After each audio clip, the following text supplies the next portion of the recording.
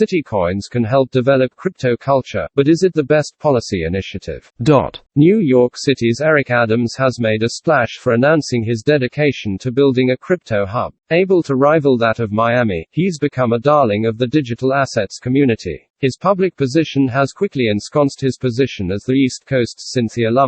Miami has already brought in millions of new city revenue based on the success of Miami Coin. On paper, it is low-hanging fruit for a newly elected mayor of a major tech-centric city. There's no question that developing and implementing a city coin can help build a crypto culture. It can also provide economic benefits and stimulation. It makes the news and creates a buzz. But is it truly what drives industry decision makers? Right now there are largely three groupings of jurisdictions and politicians which govern them. First, there are the early adopters and supporters. You can count folks like Eric Adams, Francis Suarez, Cynthia and Tom Emmer in this group. These folks are the visionaries who understand the long-term potential of blockchain technologies. Then there are the opponents. While the group of opponents is getting smaller as digital assets continue to gain traction, they still carry representation. Finally, the largest group are those who either still are trying to gauge the public winds or aren't fully engaged in either direction. Emerging industries require leaders with vision. Even if the vision doesn't come to full fruition, having a leader who is willing to bet on success is a strong indicator of how the jurisdiction will regulate and treat the industry. In that way, the city coin idea is helpful to those reading the tea leaves. Eric Adams has fortified his position as a friend to digital assets. While that cultural component is extremely important, the question remains as to whether a city coin is the very best use of one's fervor to support cryptocurrencies and blockchain technology. The same question can be asked of those leaders who are going all in on mining. In both cases, such leaders are typically utilizing the natural advantages available to them.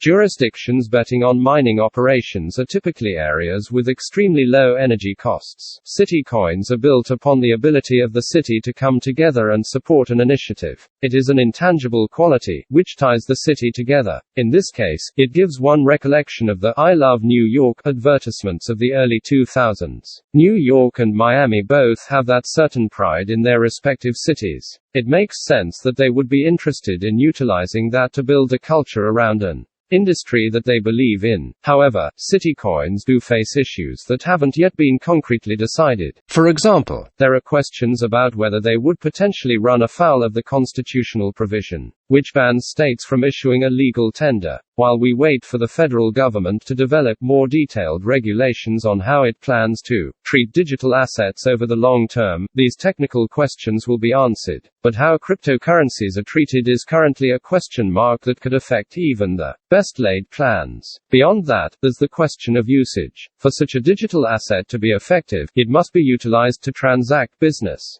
Early adopters may well be those who expect an increase in value. Will they want to spend their city coins? And will the entire system stand the test of time? Beyond the early adopters, will the cities run into problems bringing on new users in the future? Those are questions that are directly tied to the cultural rollout of the program. Maybe the strategic vision of Mayors Adams and Suarez will deal with the question marks.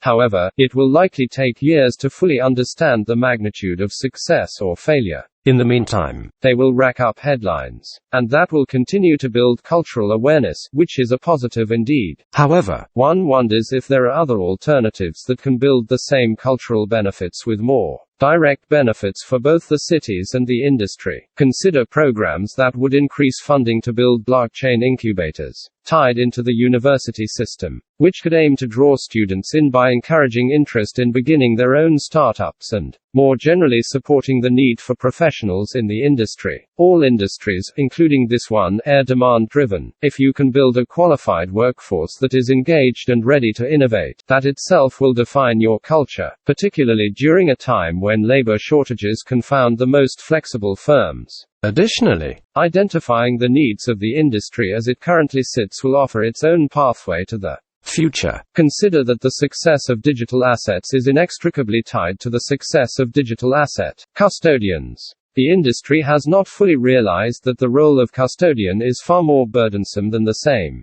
role in the traditional assets space. As the industry continues to unfold over the coming months and years, there will always be unmet demands. Meeting these demands could result in building a pro-crypto culture in a way that immediately results in new high-paying jobs that will stand the test of time. Source: dailyhodl.com